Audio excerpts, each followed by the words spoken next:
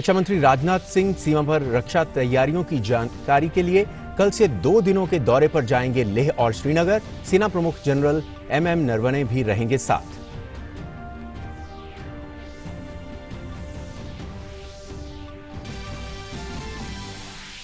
असम और बिहार में बाढ़ की स्थिति गंभीर। असम के 30 जिलों के 36 लाख से ज्यादा लोग प्रभावित, 66 लोगों की मौत। बिहार में भी कई जिलों में जनजीवन अस्त व्यस्त। महाराष्ट्र के कई भागों में भारी बारिश। देश में कोरोना को हराने वाले लोगों की संख्या में लगातार इजाफा। रिकवरी रेट बढ़कर हुआ 63.25%। देश में कोरोना से 6,12,814 लोग हुए ठीक, जबकि सक्रिय मामले 3,31,146। बिहार में आज से 15 दिनों का पूर्ण लॉकडाउन। बेंगलुरु में भी शुरू हुआ 7 दिन का लॉकडाउन। और खेलों में 2022 में फीफा विश्व कप कार्यक्रम की घोषणा। 21 नवंबर 2022 से कतर में होगी शुरुआत। फाइनल मैच 18 दिसंबर को खेला जाएगा।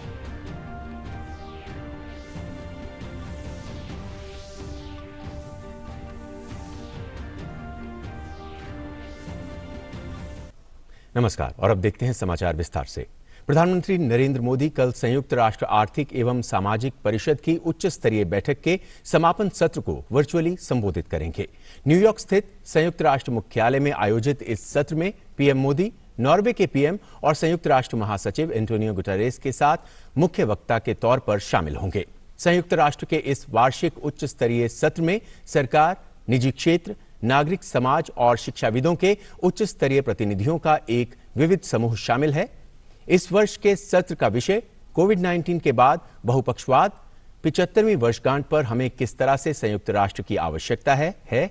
भारत शुरू से ही सुरक्षा परिषद में सुधार के साथ ही बहुपक्षवाद का समर्थक रहा है। ऐसे में कोरोना महामारी के कारण बदले हुए हालात में हो रहे इस आयोजन का विषय भारत की प्राथमिकताओं से मेल खाता है। भारत के लिए इस आयोजन का विशेष महत्व है। भारत की सुरक्षा परिषद में जीत के बाद संयुक्त राष्ट्र में प्रधानमंत्री का ये पहला भाषण होगा। इस साल 17 जून को भारत भारी बहुमत के साथ 2 साल के लिए सुरक्षा परिषद का गैर स्थायी सदस्य चुना गया था। पीएम ने इससे पहले जनवरी 2016 में संयुक्त राष्ट्र आर्थिक एवं सामाजिक परिषद की 70वीं वर्षगांठ पर मुख्य भाषण दिया था।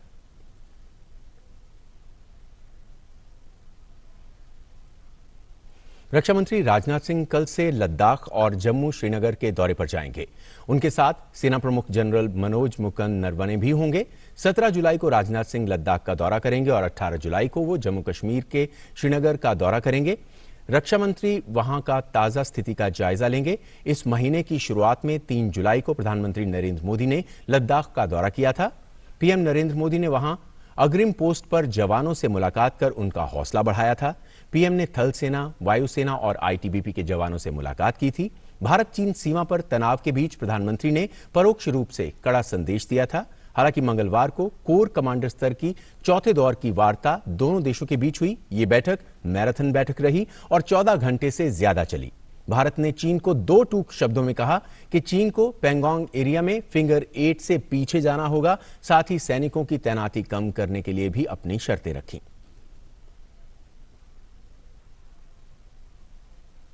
वास्तविक नियंत्रण रेखा पर मौजूद गतिरोध को दूर करने के लिए भारत और चीन लगातार स्थापित सैन्य और राजनयिक चैनलों के माध्यम से बातचीत कर रहे हैं। इसी कड़ी में 14 जुलाई को चुशुल में भारतीय सेना और पीपल्स लिबरेशन आर्मी के बीच कमांडर स्तर की चौथे दौर की वार्ता हुई, जो 5 जुलाई को दोनों देशों के विशेष प्रतिनिधियों के बीच हुई सहमति के अनुरूप रही। चौथे दौर की वार्ता में सेना के पीछे हटने पर बनी सहमति के क्रियान्वयन पर प्रगति की समीक्षा की गई। साथ ही इस बात पर भी चर्चा हुई कि किस तरह से पूरी तरह से सेना के पीछे हटने की कार्रवाई को अंजाम दिया जाए। दोनों पक्ष इस उद्देश्य को पूरा करने के लिए प्रतिबद्ध हैं। हालांकि ये प्रक्रिया जटिल है और इसके लिए लगातार सत्यापन की जरूरत है। दोनों पक्ष राजनयिक और सैन्य स्तर पर नियमित बैठकों के जरिए इस मुद्दे को आगे ले जा रहे हैं। प्रधानमंत्री नरेंद्र मोदी ने आचार्य श्री पुरुषोत्तम दास जी स्वामी श्री महाराज को ट्वीट के जरिए श्रद्धांजलि दी है। स्वामी नारायण गादी के आचार्य श्री पुरुषोत्तम दास जी स्वामी श्री महाराज का आज निधन हो गया। स्वामी श्री महाराज स्वामी नारायण परंपरा के 5वें आचार्य थे। प्रधानमंत्री ने ट्वीट कर लिखा कि समाज के प्रति उनकी उत्कृष्ट सेवा के लिए हम आचार्य जी पुरुषोत्तम प्रिय दास जी स्वामी श्री महाराज को हमेशा याद रखेंगे। उन्होंने मानव पीड़ा कम करने और करुणा के प्रसार के लिए कड़ी मेहनत की। उन्हें न केवल भारत में बल्कि विश्व स्तर पर अनगिनत लोगों द्वारा याद किया जाएगा। एक अन्य ट्वीट में पीएम ने लिखा कि आचार्य श्री पुरुषोत्तम प्रियदास जी स्वामी श्री महाराज अपार बुद्धिमता से संपन्न थे। सामुदायिक सेवा, शिक्षा और महिला सशक्तिकरण पर उनके कार्यों को हमेशा याद रखा जाएगा। मैं उनके साथ अपनी कई बातचीत कभी नहीं भूलूंगा, ऐसा प्रधानमंत्री ने अपने ट्वीट में लिखा। कोरोना वायरस संक्रमण के बढ़ते मामलों को देखते हुए कर्नाटक सरकार ने बेंगलुरु में 14 जुलाई से लेकर 22 जुलाई तक टोटल लॉकडाउन लगाया है, जो कि शहरी और ग्रामीण दोनों इलाकों में है। इस दौरान सिर्फ जरूरी सेवाएं और पहले से तय परीक्षाओं की छूट दी गई है। बिहार में कोरोना के बढ़ते मामलों को देखते हुए राज्य ने सभी जिलों में आज से यानी 16 से 31 जुलाई तक संपूर्ण लॉकडाउन कर दिया है। दरअसल बिहार में कोविड-19 के बढ़ते मामलों के मद्देनजर 10 जुलाई से ही आंशिक लॉकडाउन चल रहा है, लेकिन आज से शुरू होने वाला लॉकडाउन काफी अहम है और अधिकांश प्रतिष्ठान बंद हैं। सिर्फ जरूरी सेवाएं ही खुली हुई हैं।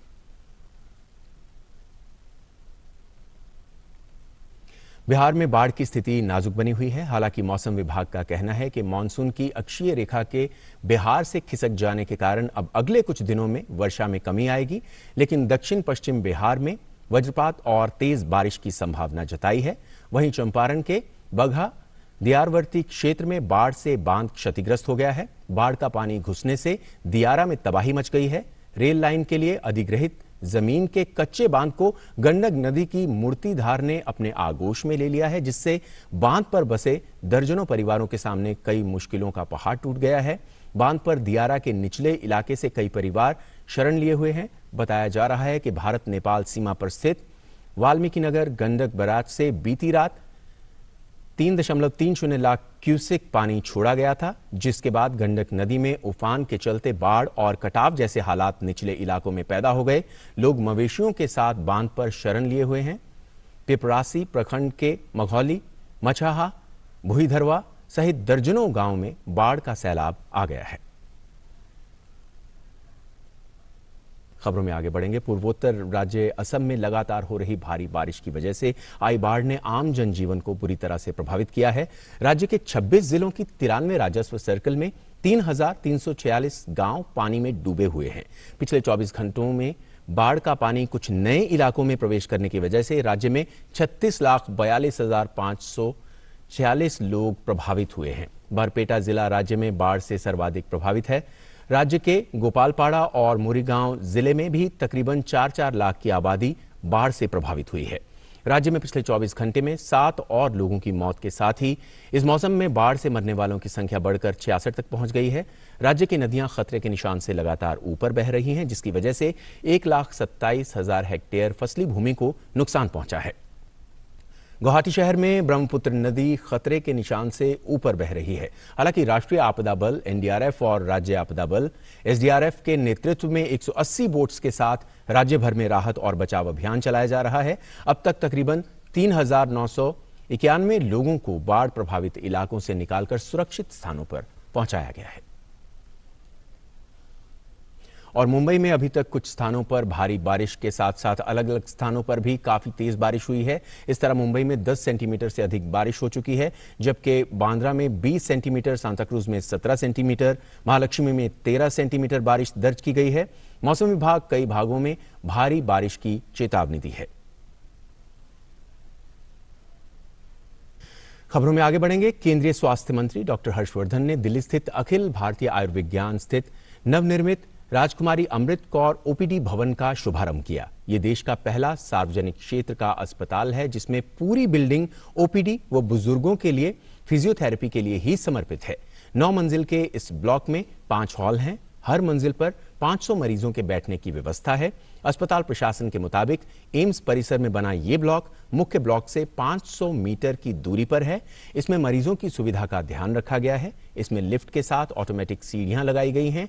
यहां मरीजों के खाने के लिए भोजनालय भी बनाया गया है। इस मौके पर डॉक्टर हर्षवर्धन ने देश के युवा डॉक्टरों को नए विचार लाने और उनके क्रियान्वित करने की सलाह दी। डॉक्टर हर्षवर्धन का मानना है कि इससे अस्पतालों की कार्यशैली और पैनी होगी और वो बेहतर तरीके से मरीजों की देखभाल कर सकेंगे। अच्छे क्वालिटी की ब्रेनस्टॉर्मिंग होनी चाहिए। कैसे जो अभी भी बची हुई तकलीफ़ें हैं, समस्याएं हैं, कुछ इंस्टीट्यूशन की हो सकती है, कुछ डिपार्टमेंट की हो सकती है, कुछ मरीज़ों की हो सकती है, कुछ मरीज़ों के रिश्तेदार की हो सकती है, कुछ जो भी एम्स में आना चाहते हैं लेकिन आ नहीं पा रहे हैं उनकी हो सकती हैं, कुछ वेटिंग लिस्ट से जुड़ी हो सकती हैं, तरह तरह की चीज़ें हो सकती हैं। तो डायग्नोसिस जब हम अगर मरीज़ की कर सकते हैं, उसकी बीमारी की कर सकते हैं, तो मुझे लगता है कि बाकी जो चीज़ें हैं उनकी डायग्नोसिस के ऊपर भी बहुत गहराई और गंभीरता से चिंतन होना चाहिए। कोरोना महामारी से ठीक होने वाले लोगों की संख्या भारत में लगातार बढ़ रही है। देश में लोगों के कोरोना से ठीक होने का रिकवरी रेट 63.25% हो गया है। केंद्रीय स्वास्थ्य मंत्रालय की ओर से जारी ताजा आंकड़ों के मुताबिक 6,12,814 लोग इस संक्रमण से अब तक ठीक हो चुके हैं। फिलहाल देश में 3,31,146 कोरोना के सक्रिय मामले हैं, जबकि 24,915 लोगों की इससे मौत हुई है। केंद्रीय स्वास्थ्य मंत्री डॉक्टर हर्षवर्धन ने कहा है कि कोविड के नियंत्रण के मामले में भारत दुनिया के दूसरे देशों के मुकाबले बेहतर है। उन्होंने बताया कि अभी देश में 2% से भी कम लोग आईसीयू में हैं, 0.32% लोग वेंटिलेटर पर हैं। हमारा रिकवरी दर 63.25% है, जबकि मृत्यु दर 2.57% है। भारत की लगातार बढ़ती टेस्टिंग क्षमता पर स्वास्थ्य मंत्री ने कहा कि आने वाले दिनों में देश के एक दिन में कोरोना के 10 लाख टेस्ट होंगे। आज हमारा फैटेलिटी रेट 2.57 हो गया, रिकवरी रेट 63.25 हो गया। रोज़ शाम को हम 7 बजे देखते हैं कि कितने लोग देश में वेंटिलेटर पे थे, ऑक्सीजन पे थे या आईसीयू में थे। तो मैंने देखा शायद कल शाम को, आज सुबह का डाटा है, उसमें सबसे कम लोग जो है वो वेंटिलेटर पर थे या ऑक्सीजन पे थे या आईसीयू में थे। उत्तर प्रदेश के मुख्यमंत्री योगी आदित्यनाथ ने आज लखनऊ में कई परियोजनाओं का लोकार्पण किया और कुछ प्रोजेक्ट्स की बुनियाद भी रखी। उन्होंने 13 नए बस अड्डों का लोकार्पण और शिलान्यास किया। इस अवसर पर उन्होंने 25 बस को हरी झंडी दिखाई। अब नए अवध बस अड्डे से पूर्वांचल के लिए 200 बसें चलेंगी। इससे लखनऊ में जाम की समस्या कम होगी। इसके अलावा सीएम ने वीडियो कॉन्फ्रेंसिंग के जरिए लखनऊ के अवध बस स्टेशन, सीतापुर के नैमिषारण्य, चित्रकूट, बस्ती, गोंडा और बुलंदशहर समेत 6 बस अड्डों का लोकार्पण किया। साथ ही कन्नौज, जालौन, मुरादाबाद, औरैया, एटा, जौनपुर और कौशाम्बी समेत 7 बस अड्डों की परियोजनाओं का शिलान्यास किया। तो हम भी एक बार फिर से सभी से यही कहेंगे कि सोशल डिस्टेंसिंग का पालन करते रहें, कोरोना से अपना बचाव करते रहें और फेस मास्क का इस्तेमाल जरूर करें। इस बुलेटिन में फिलहाल इतना ही। दीजिए इजाजत। नमस्कार।